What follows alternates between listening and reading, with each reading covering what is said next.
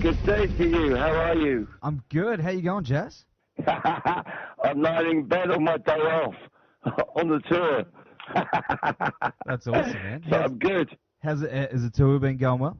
Oh yeah, it's been going. It's always traumatic getting it together, and but we're locking in big time, and we're seriously rocking the house. It's a buzz. It's a real buzz. It's flying now. Yeah, and all the new tracks being really received well physically.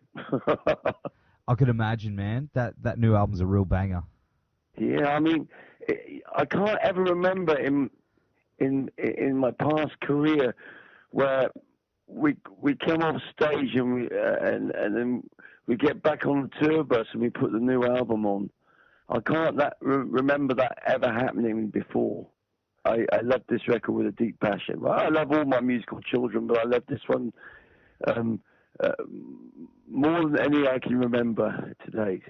And the funny thing is, there's the feeling that we haven't tapped into our all-time masterpiece yet. So we're going to start writing as early as spring next year for the new record. Wow, man, that's really quick. It sounds like you got heaps of inspiration. Yeah, we're on kind of a roll at the moment. I think it's taken us, almost 39 years to work out how we best write together and actually master this. So we're keen to apply what we learn on this session to the next one as soon as possible. Man, that's a good idea. Strike while the iron's hot, so they say. Exactly. And I just want to say to anyone who might see this interview that when I was in trouble at school and I was 14 and in deep shit, and actually I have to confess I was off my tree as well at the time. The best thought I ever had was, well, none of this is going to affect me and nothing can harm me because I'm going to start a band. And I have to say, this was the best fucking decision I ever had in my life. What a life it's been. I mean, what a great lifestyle decision. And I'd just like to say to many other bands out there, especially in Australia, I had this, I still do, I have this terrible auntie who, when I was like 14, 15, she said, you can forget about being in a band. You don't stand a chance. There's so many groups out there. And I remember my response to her. I said, well, yeah, there are thousands of groups out there, but they're nearly all shit. So if I have something unique and original, I'll stand out from the crowd. So I've got every chance of being successful sooner or later. And that is my message to any band. Now, you stand every chance to do it because there's so many shite bands now. There's even more shite bands now than before. You can't lose, especially if you've got something different. So I would encourage new bands to find their sound and do sort of workshops of experimentation so you don't sound like anyone else. That's going to be the first goal. So I feel pretty, in spite of the atrocities that are going on in the world, I feel in a good place with Killing Joke. That's awesome, man. And you got to be damn proud of this album because I've been cranking it for the last week, and it's just it's amazing. It's part of a trilogy, right? Well, yeah, the record company says that. For me, it's either album 15 or 16. I haven't really counted properly. You think I'm joking. I'm the kind of reason. You know why I don't drive a car? Because to know right from left, I still look at my hands. Of course, by that time, it's too fucking late. So, no, I don't spend much time wallowing in the past. I can tell you past glories or anything like this. And neither do any of the boys. Our sights are firmly set on the future and what we can accomplish before we leave this planet. Musically, it just goes to show that it's possible to do your finest work in the autumn of your career. I definitely agree, and if, as I said before, if there's anything by this album, it's going to be phenomenal what the next step you guys take, and especially you guys seem to have gotten heavier over the years as well, where, a lot of metal bands that I know seem to have mellowed out a little bit, become a bit dad rock. And yeah, but the world's got heavier, hasn't it, really? that's true. And let's be honest about it.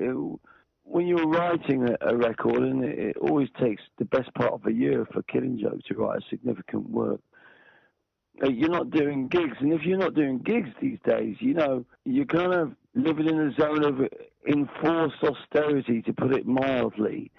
And this kind of, in turn, creates a certain amount of empathy, because let's face it, well, I don't know about you in Australia, but pretty much all our friends are skint and broke and struggling and struggling to pay off their mortgages or their rent or put food on the table for the kids. So, it's not easy for a lot of people. My mum, she lives in a posh part of a town called Cheltenham, where we've got GCHQ, all our sort of spying apparatus. And she takes out food parcels to the people in our village. I never thought that would ever happen. We're living in a crazy world where 85 people own half the world. We're living in a world where 1 in 5 people suffer from depression, where half the world is on $1 a day or less.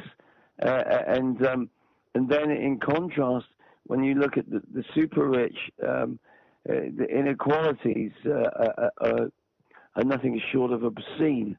And these kind of things, here in Europe, you've got people complaining about all the migrants coming into Europe, I guess you have the same in Australia.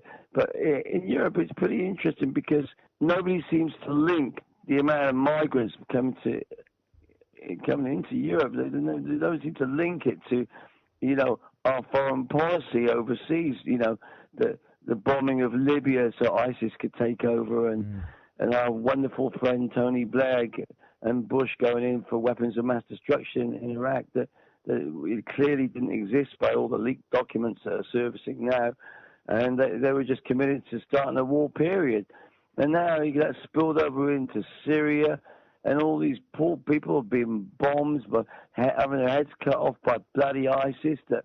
The creepy parts of our own kind of Western establishment seem to be nourishing.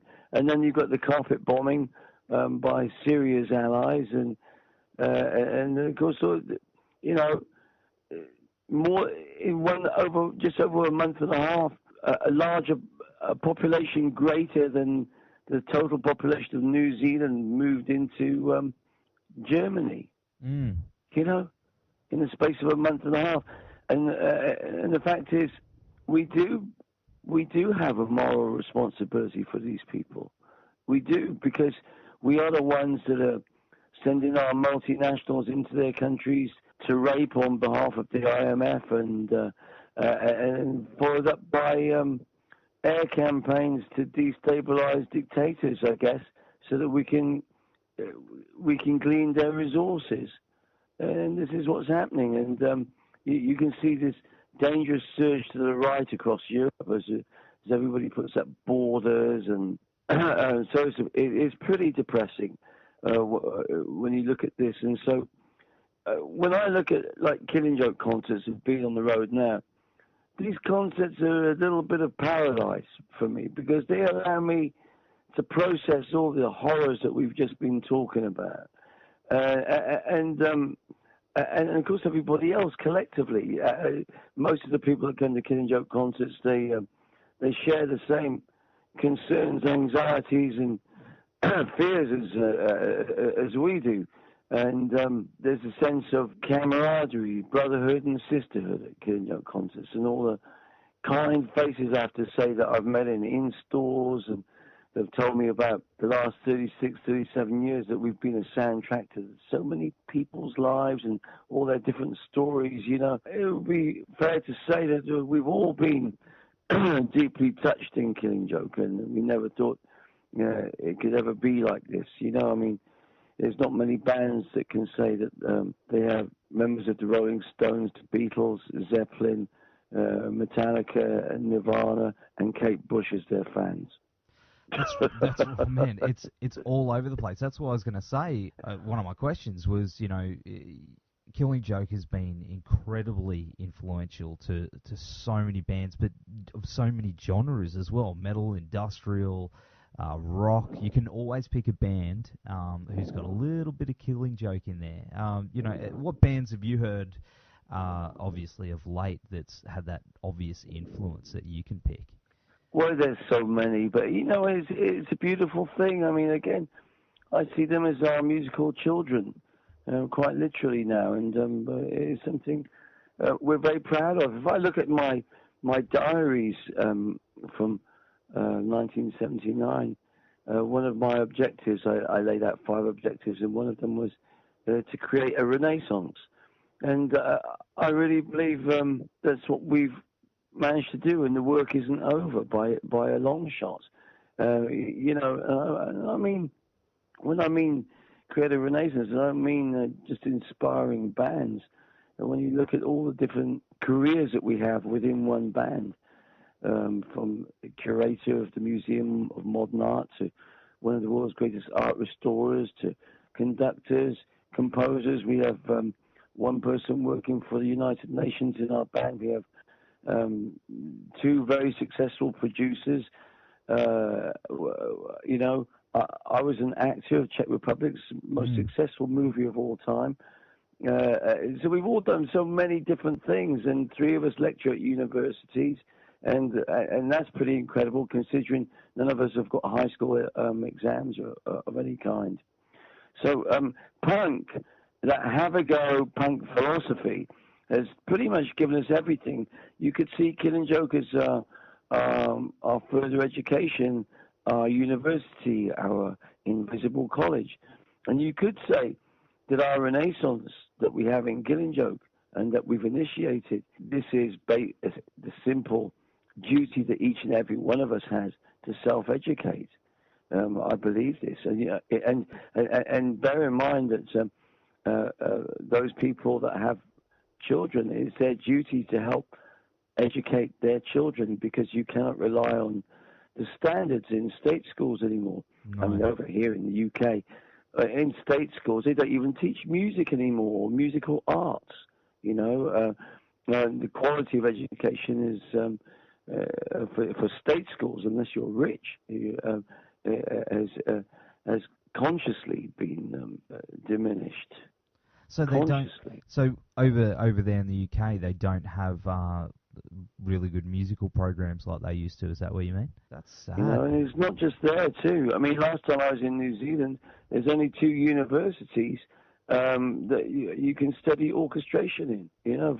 For example, I mean, bear in mind that democracy can only really work if it's linked to education and information feed on a big way, because if only 1% of the population can understand the complex issues of the day, democracy is never going to work, and it's going to create an elite, which is kind of what's happening now.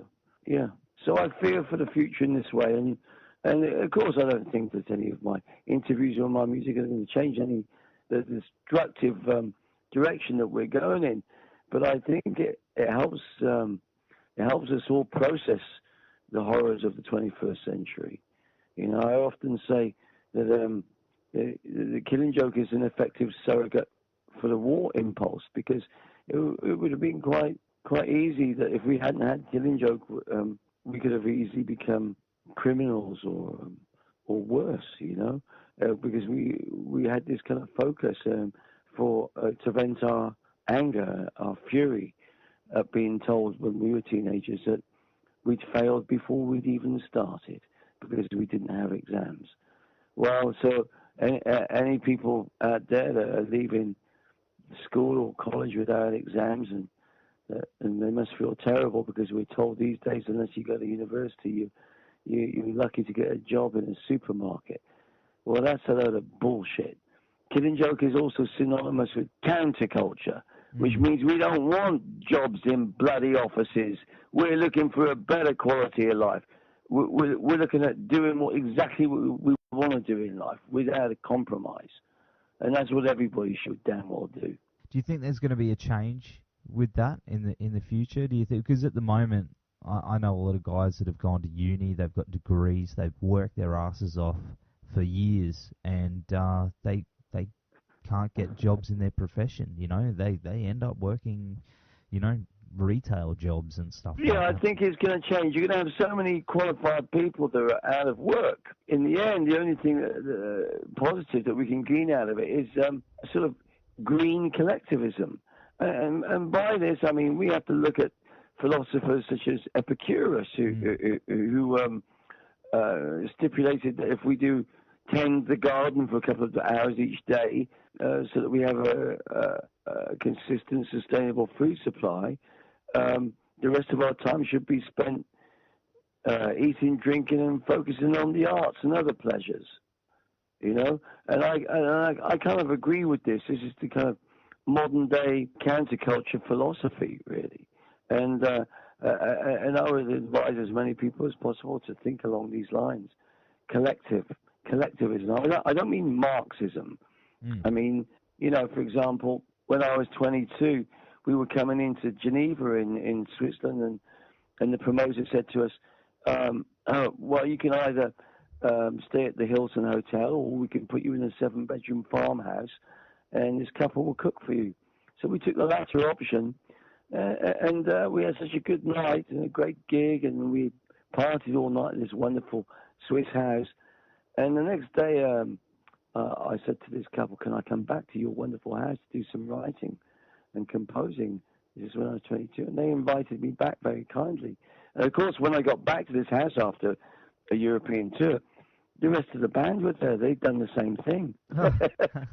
So a new era began where we got sort of Swiss girlfriends, and of course I've got a 30-year-old Swiss daughter now who I adore.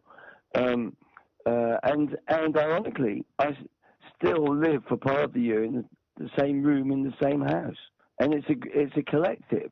You know, I only have to cook one night a week because the other 6 people in the house take it in turns to cook one night a week, and we put our own garden, and it's a collective. And that's what I want to get my place in New Zealand running along the same lines. I believe in this. Yeah, ultimately, I'm a communist, you could say, devoid of Marx, Karl Marx, devoid of him. You know, Killing Joke as a microcosm of a wider world. I mean, we've got such diverse opinions, and we're 4 alpha males. The only conclusion I can come to after almost 4 decades is that communism works. Now, when it comes to playing live, you absolute unit. You guys are so tight. Like, there's bands that are half that just can't hold up. I was just absolutely blown away, especially your voice as well, man. Like, it just absolutely shook the room. Like, what's the trick there? Is it? You know, you guys just have such a great chemistry. Yeah, the chemistry's the thing. You know, it's just a weird chemistry, the way we rub and clash with each other, and just the personalities. It makes this sound. I don't really know about that. Again, I'd say that the most important things I've learned in life are to exercise regularly and nourish your body properly. So no more McDonald's and stuff, huh? No. You know, we have to. Look, I was just reading the paper yesterday, and they're saying that, you know, processed meats and red meats are more dangerous than smoking 20 cigarettes a day. Crikey, huh? Yeah. Danger's everywhere there, so we have to learn about nutrition, and it's very, very important to nourish your body. They say that the baby boomers are going to live a lot longer than the next generation, which is a shame because we don't want a population of old people. I stopped drinking about 8 or 9 years ago, and I got into boxing and working out regularly, and it gives me so much more energy. And one of the things it did for me is it helped me combat depression. And I'm not alone there again, like I say. 1 in 5 people suffer from depression. But I had really terrible anxieties. And when I stopped booze and I started exercising, the depression went. And that depression lasted for 25 years, I might add. So, I mean, there's things that we can do to sort of lift our spirits, you know. Being with, like, other achievers, other like-minded individuals, these things lift your spirits as well, you know. Genuinely speaking, in spite of all the problems in the world, the band and myself, we remain largely optimistic. You're talking about, your battle with depression. There's a lot of people I know that go through that as well. And you're saying, exercise. If you don't mind me asking, did you find that with that medication helped as well, or just purely just exercise and living right? No. I had one period in about sort of 2004 where I became addicted to anti-anxiety pills. It was terrible, and it took me 2 years being with an expert to get off this addiction. So now I don't take anything to sleep, which is why I sleep intensely for about 2 or 3 hours. Then I wake up, I go to the back of the bus, and yes, there's Geordie and Youth. They do the same thing too. So we stay up and talk. I don't need an awful lot of sleep. I've got a lot of energy, and I've just learned to accept it. What is different now is I don't have the terrible fear and anxiety attacks that I had for so many years. And, that is incredibly inspiring. As someone who, on a daily basis, I battle it myself.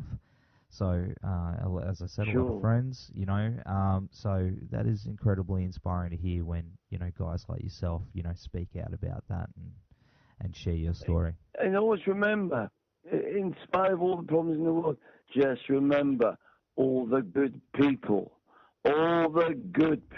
out there. All the smiling faces and the people who are kind. There you go. You look for the good and you will find the good. My mother always used to say this to me. I thought it was some stupid cliche until I actually put it into practice. If you look for the good, you will find the good.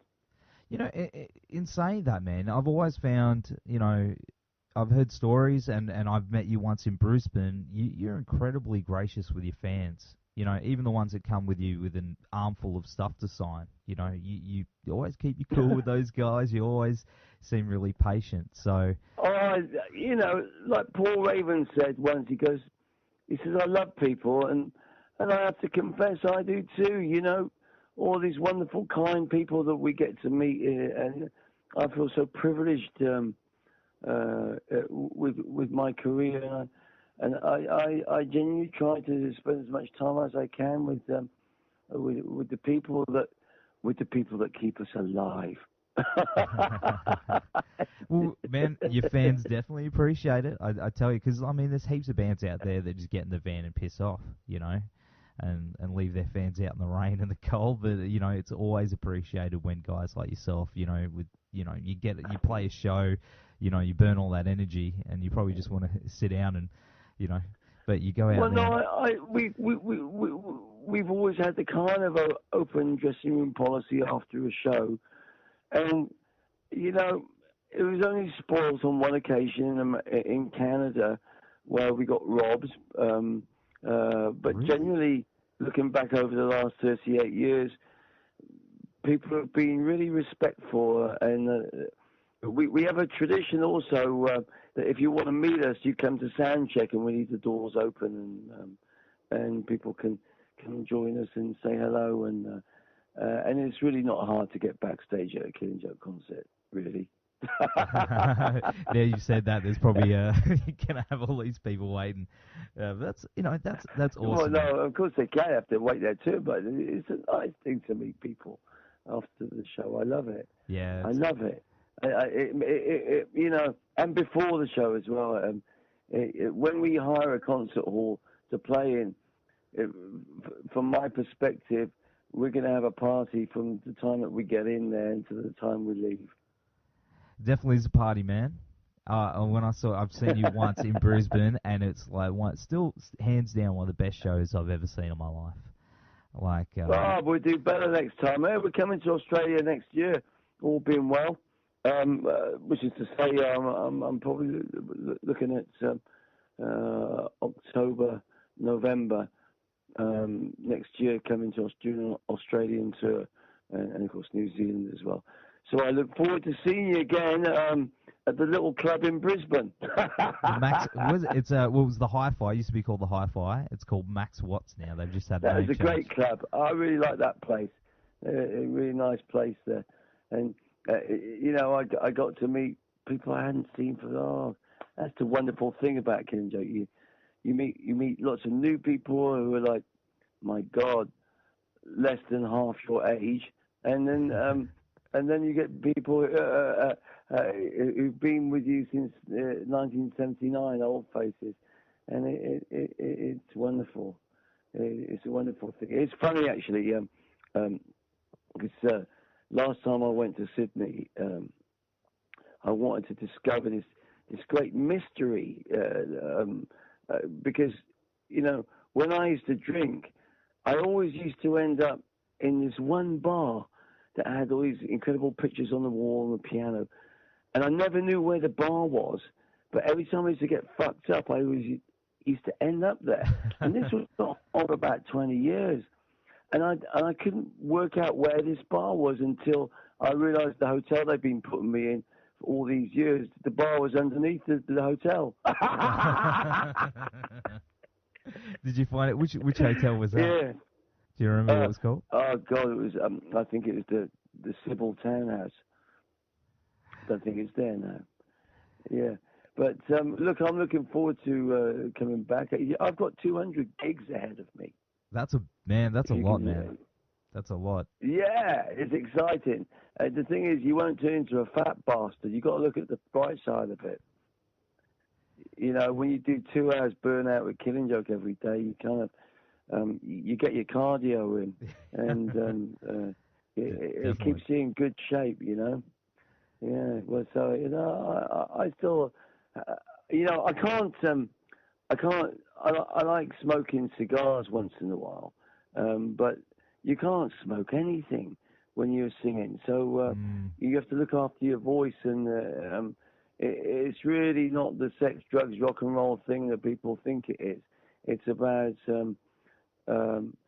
basically maximizing your energy at a 2-hour point sometime every day. And this takes a bit of doing, but I love it. I get off on it. What a thrill. I mean, I really, really get off on it. When Killing Joke locks in, we are in such a euphoric state. It's incredible. It's mind expanding. It's an incredible, exhilarating experience, and I am completely addicted. And so are we, man. Talking about euphoric state, there's that new single that I believe has come out, Euphoria, off Pylon. I love it. Oh, man. I love it, and we're playing it live as well. I love it. I love it. It's kind of, Killing Joke's got a dark side, but then there's as you can hear on the album with Big Buzz and Euphoria, there's also this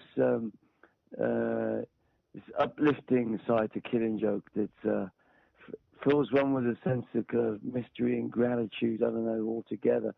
And I feel we've really tapped into it on this record, and it just goes to show most things are possible. So no, I'm in good spirits about everything. I'm looking forward to getting back home to New Zealand. The weather here is starting to really, really suck. Here in Great Britain, they have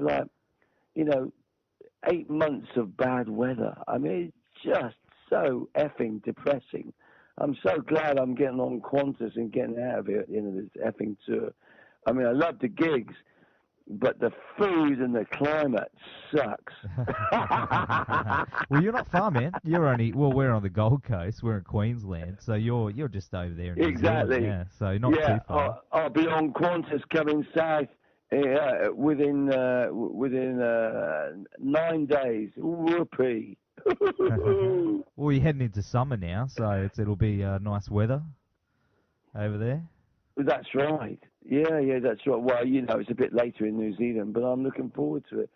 I've not been back for a year down under, but New Zealand's my home. I feel this first and foremost. If I had to give up one of my passports, the British passport would go first. Wow.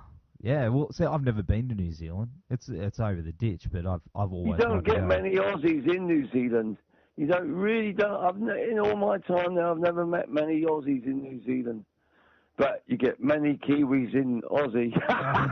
We do. We won't go there. But there we are. Look, yeah, as you can see, I'm generally kind of chipper, and I don't suppose we can all really take it in that we've had the highest chart position that we've ever had in our lives at the ripe old age of 55. My God, I mean, who'd have thought it? That's awesome. What would it chart at? 11. That's awesome. Yeah, congratulations, man. It's definitely well deserved. Well, I'll let you know when it makes a difference to my bank account.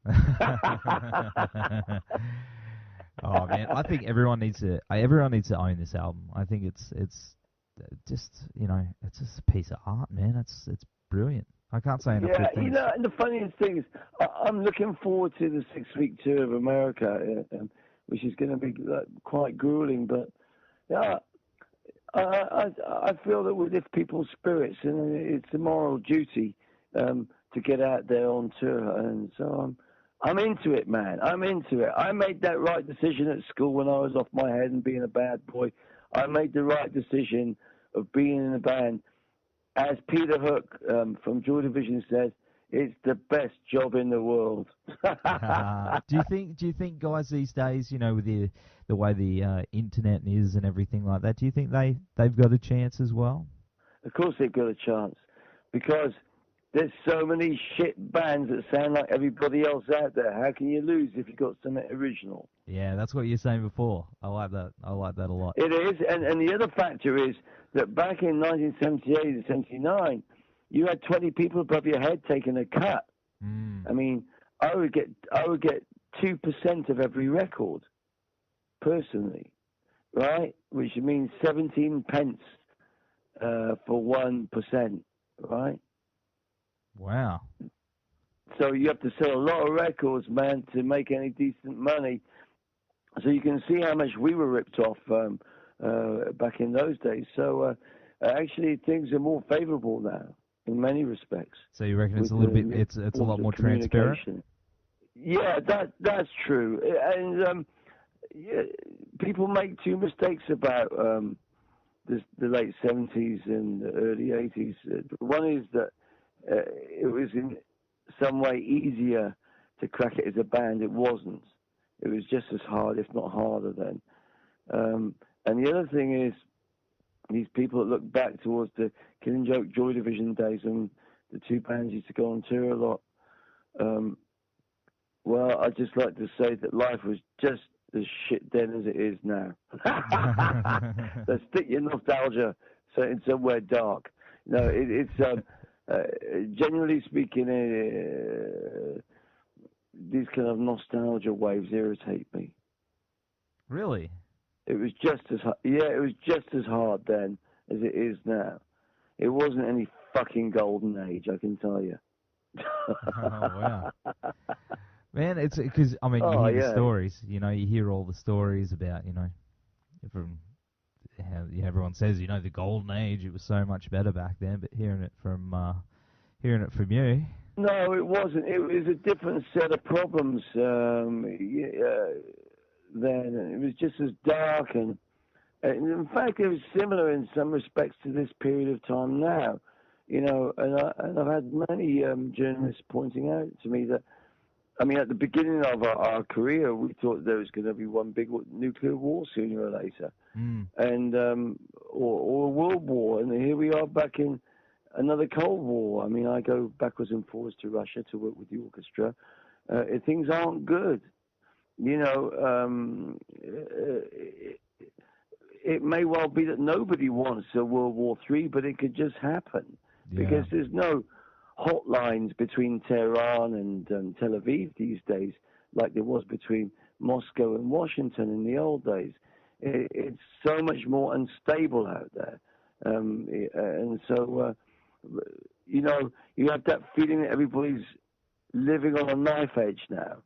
And to add to that, the thing that is even worse now than back at the late 70s is that people, generally speaking, are a lot poorer. How terrible things are now. But the fact is that each one of us must try and make a little bit of paradise in our own way, whether it's setting up a gig or a concert or a rave or or a talk or a debate or whatever. I think any form of counterculture is healthy, and we should just aim on heightening the human experience and doing as many things that please us in this life as possible. You know, for myself, there's only one song in rock music, and that song is freedom. It's sung over and over again in a million different ways. It's what our forefathers fought for in the last two world wars, and it's what we must defend.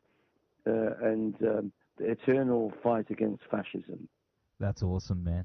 Well, dude, thank you so much for talking to us tonight. It's been an absolute pleasure. Hey, it's a big pleasure, man. Now, you make sure that when you finish it, what time is it over there? 20 to 12. What, at midday? Midnight. Oh, midnight. My advice is to consume the poisons of your choice.